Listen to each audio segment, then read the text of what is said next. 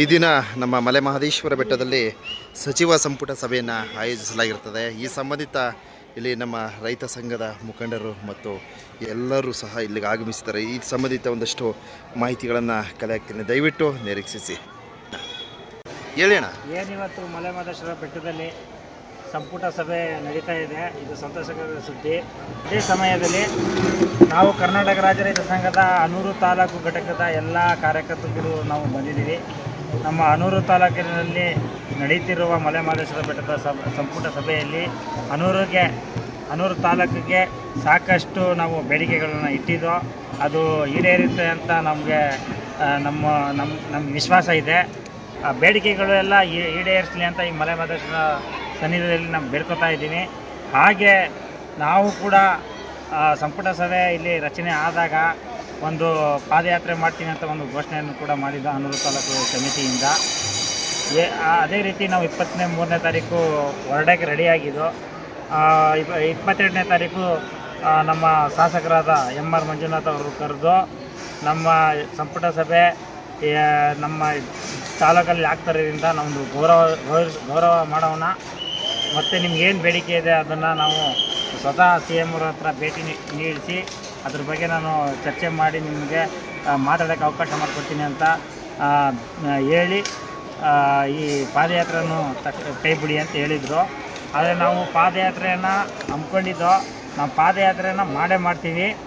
ಸಚಿವ ಸಂಪುಟ ಆದಮೇಲೆ ನಿರೀಕ್ಷೆ ಇದೆ ನಮ್ಮ ಅನೂರು ತಾಲೂಕಿಗೆ ಸಾಕಷ್ಟು ಅನುದಾನ ಕೊಡ್ತಾರೆ ಅಂತ, ಮತ್ತು ನಮ್ಮ ಚಾಮರಾಜನಗರ ಜಿಲ್ಲೆಗೂ ಅನುದಾನ ಕೊಡ್ತಾರೆ ಅಂತ ನಿರೀಕ್ಷೆ ಇದೆ. ನಮ್ಮ ನಿರೀಕ್ಷೆಯಲ್ಲಿ ತಕ್ಕಾಗೆ ನಮಗೆ ಅನುದಾನ ನೀಡಿದರೆ ನಾವು ಪಾದಯಾತ್ರೆ ರಾಮಪುರದಿಂದ ಯಾವ ರೀತಿ ನಾವು ಪಾದಯಾತ್ರೆ ಘೋಷಣೆ ಮಾಡಿದ್ದೋ ಅದೇ ರೀತಿ ಮಲೆ ಮಹದೇಶ್ವರ ಬೆಟ್ಟಕ್ಕೆ ನಾವು ಪಾದಯಾತ್ರೆ ಬರ್ತೀವಿ.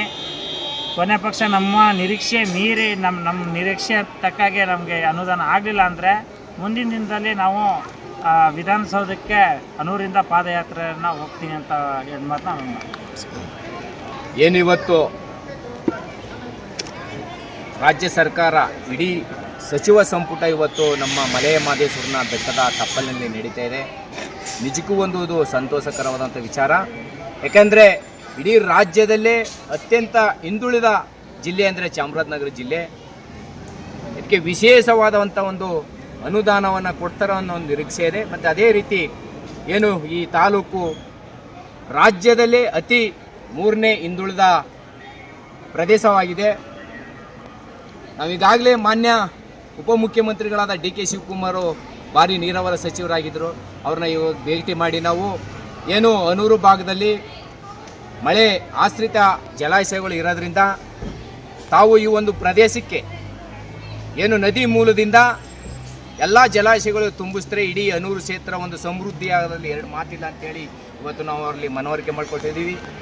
ಅದೇ ರೀತಿ ಇವತ್ತು 6 ಗಂಟೆಗೆ ನಮಗೆ ಮಾನ್ಯ ಮುಖ್ಯಮಂತ್ರಿಗಳನ್ನ ಭೇಟಿ ಮಾಡಲಿಕ್ಕೆ ನಮ್ಮ ಸಂಘಟನೆಯವರಿಗೆಲ್ಲ ಅವಕಾಶ ಮಾಡಿಕೊಟ್ಟಿದ್ದಾರೆ.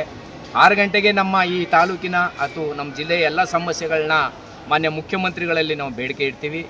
ಈಗಾಗಲೇ ನಾವು ವಿಶೇಷವಾಗಿ ಸಚಿವ ಸಂಪುಟ ನಡೀತಾ ಇರೋದ್ರಿಂದ ನಾವು ನಿರೀಕ್ಷೆಯನ್ನು ಸಹ ಇಟ್ಕೊಂಡಿದ್ದೀವಿ. ನಿಜಕ್ಕೂ ಇವತ್ತು ಸಚಿವ ಸಂಪುಟದಲ್ಲಿ ನಮ್ಮ ಜಿಲ್ಲೆಗೆ ಮತ್ತು ನಮ್ಮ ತಾಲೂಕಿಗೆ ಹೆಚ್ಚಿನ ಅನುದಾನ ಸಿಗುತ್ತೆ ಅನ್ನೋ ಭರವಸೆ ಇದೆ. ಅದ್ಭುತ, ಥ್ಯಾಂಕ್ ಯು.